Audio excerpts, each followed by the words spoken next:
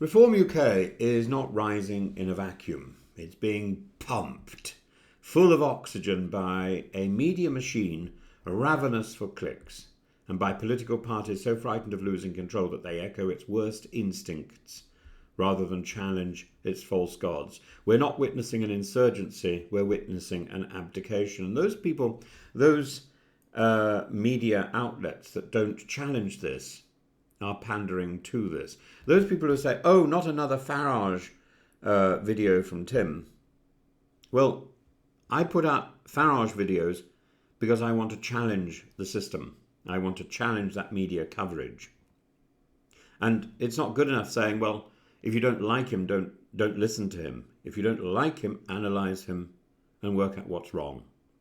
Both Labour and the Conservatives have been so busy trying to out-reform reform that they've ended up legitimising Nigel Farage's bile and reform's message. Farage has not so much disrupted British politics as exposed its cowardice.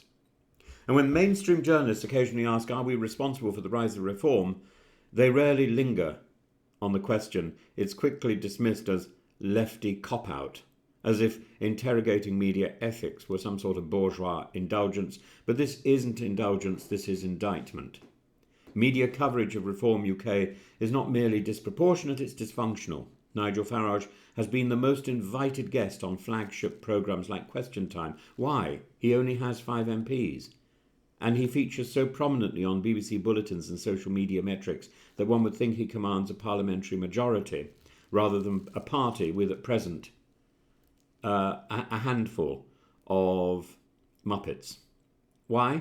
Because Farage is good television. He's a former broadcaster. He's a current broadcaster who knows how to bait the hook.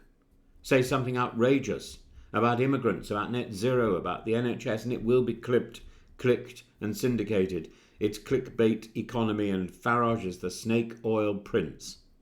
Even Elon Musk's Twitter platform shows that UK media sources are boosting reform content far beyond the party's electoral weight.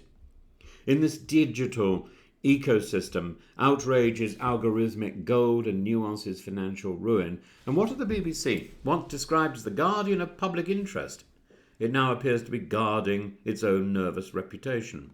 We've learned that the BBC leadership has actively explored ways how to win the trust of reform voters with story selection and even drama content under review. This is appeasement disguised as balance.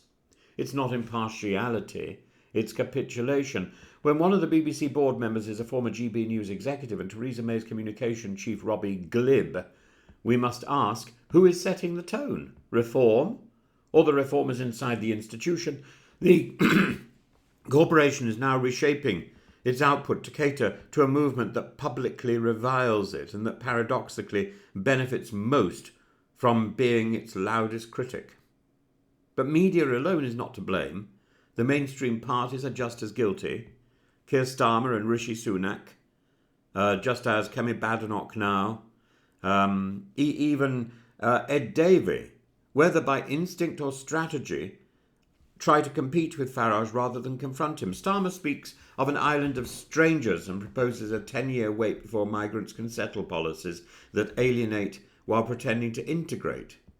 It's Enoch Powell in better tailoring. Meanwhile, the Conservatives, desperate for post-defeat relevance, are flirting with outright absorption into reform. The likes of Suella Braverman and Kemi Badenoch parrot reform's rhetoric in a vain hope of holding back the tide. But you don't staunch a populist tide by swimming in it. In trying to appeal to Farage's audience, both parties elevate his status. Labour's own strategists now treat Farage as if he were leader of the opposition. Each time Starmer responds to reform, he reinforces the myth that Farage might plausibly be Prime Minister. It's political judo, and Farage is winning. As Dr. Rajan Basra notes, the real trap is the destruction of the grey zone. Populists, whether Islamist or far right, want to obliterate moderation. They thrive on binary logic, us versus them, people versus elites, insiders versus foreigners.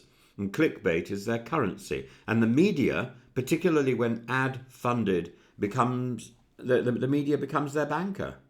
Why cover serious economic analysis when you can run another story on boats crossing the channel? And I'm not even sure that many boats do cross the channel. I was talking to Liz Webster, and she believes, and I must say I'm inclined to agree with her, that the majority of migrants who come into this country come on the back of trucks. Why examine policy when you can sensationalise personality? The tragedy is that this frenzy erodes public trust, not just in media, but in democracy itself. And there is another way. It's harder, it's slower, it's less clickable, but it is real. And instead of echoing populist fears, Labour and the Conservatives must articulate a vision grounded in justice, in pluralism and practical solutions. Talk about immigration if you must, but talk about integration, contribution, shared futures, safe routes. Acknowledge housing pressures, but invest in housing. Criticise asylum systems, but reform them with humanity, not hysteria. Get the Home Office to actually get some work done.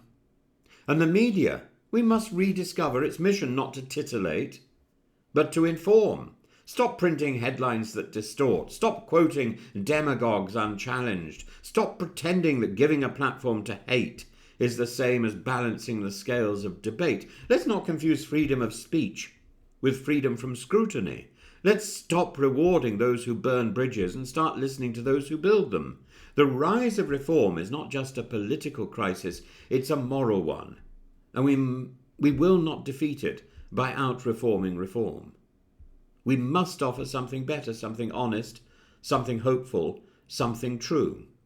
And if the present politicians cannot do it, they need replacing.